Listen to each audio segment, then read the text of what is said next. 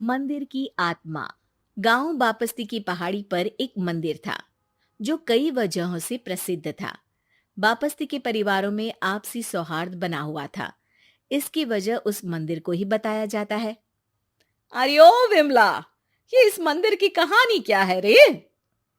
अरे ये मंदिर इस गांव के लिए बहुत ही शुभ है। अरे शुभ तो है, तो फिर भी लोग इस मंदिर से दूर क्यों रहते हैं? ये इतना वीरान क्यों रहता है? अरे बड़े बुजुर्ग कहते हैं कि मंदिर में आत्माओं का राज है जो लोगों की मदद करते हैं, लेकिन मंदिर से सभी को दूर भी रखते हैं। अरे ये कैसी आत्माएं हैं जो लोगों की मदद भी करते हैं और लोगों को मंदिर से दूर भी रखते हैं? अरे यही चलता आया है यहाँ पर, इसीलिए कोई कुछ बोलता नहीं। क्योंकि जिसके घर में कोई भी परेशानी होती है तो बताते हैं कि इस मंदिर से उन्हें मदद मिलती है। अरे वाह, ये तो अच्छी बात है। तभी इस गांव में इतनी खुशहाली दिखती है। तभी बाहर किसी की चीखने चिल्लाने की आवाज आती है। दोनों बाहर निकलती हैं तो देखती हैं कि गांव के एक बुजुर्ग रो रहे हैं क्योंकि शहर से उन्हें कोई बुरी खबर मिली है। अरे क्या हुआ चच्चा, रो क्यों रहे हो आप? हाँ चाचा, बताओ ना, हुआ क्या?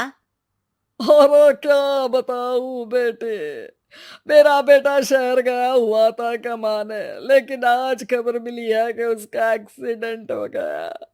वो अस्पताल में भर्ती है। अरे तो इसमें परेशान होने की क्या बात है चाचा?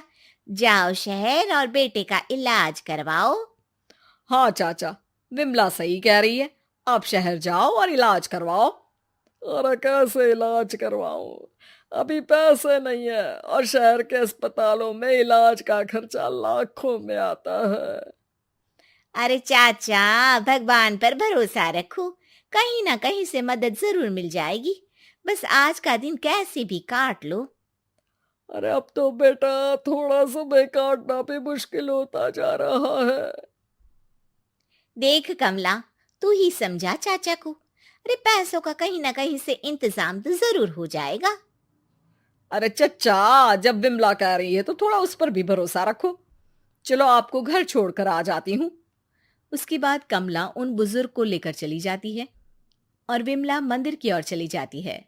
विमला मंदिर की सीढ़ियों पर चढ़ते हुए दूर से नजर आती है। उसके बाद वो आंखों से ओझल हो जाती है।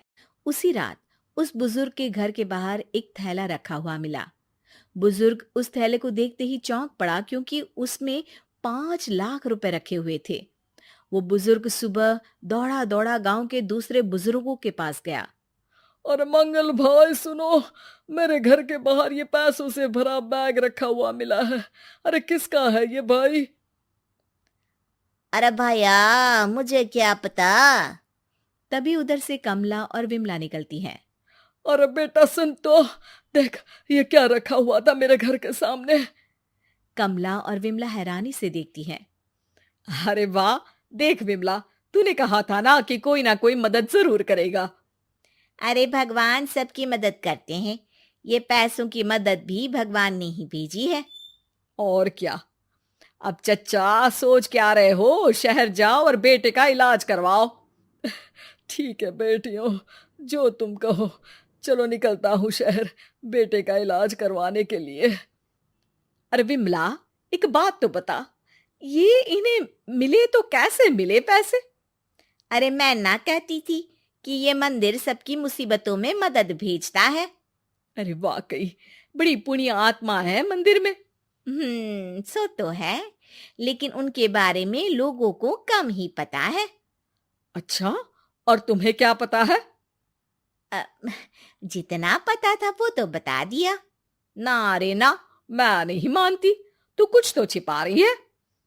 अरे कुछ ना छिपा रही, जो पता था वो बता दिया। मंदिर से लोगों को मदद मिलती है, बस इतना ही पता है। ठीक है बाबा, अब नहीं पूछूंगी।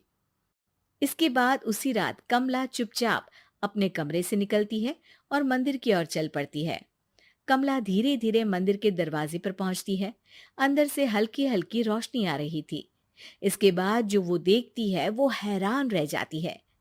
कमला इसके बाद तेजी से वापस लौट आती है। दूसरे दिन सुबह सुबह। अरे विमला, तू तो छिपी रुस्तम निकली। है? ऐसा क्या छिपा लिया मैंने? अरे तूने तो भनक ही नहीं लगने दी और चाचा की मदद भी कर दी। हैं? ये क्या कह रही हो? ऐसा कैसे कह सकती हो तुम? मैंने कोई मदद वदद नहीं की। अरे सब पता है मुझे, कल रात मैं गई थी मंदिर। तो क्या देखा? अरे तुम्हारा पति और कुछ लोग वहां दिखे। बोरियों में नोट भरे हुए थे और सभी नोट गिनने में लगे हुए थे। तो तुम्हें क्या लगा? वो क्या कर रहे थे? अरे मैं समझ गई कि वो लोग कहीं से डकैती कर पैसे लेकर यहाँ मंदिर के पीछे छिपाते हैं। अब जब तुम जान ही गई हो तो बता देती हूँ, लेकिन ये बात किसी को पता नहीं लगनी चाहिए। मेरे पति डकैती नहीं डालते हैं, बस उन लोगों से पैसे छीनते हैं जिन्होंने गलत तरीके से पैसे बनाए हैं। और फिर लोगों की मदद करते हैं। यही है वो पुण्य आत्माएं जो लोगों को मदद पहुंचाती है। अब समझी? हाँ, अब समझी उन पुण्य आत्माओं का चक्कर। सही है। करते रहो मदद, लेकिन सावधानी से, मेरी तरह कोई और ना पहुंच जाए।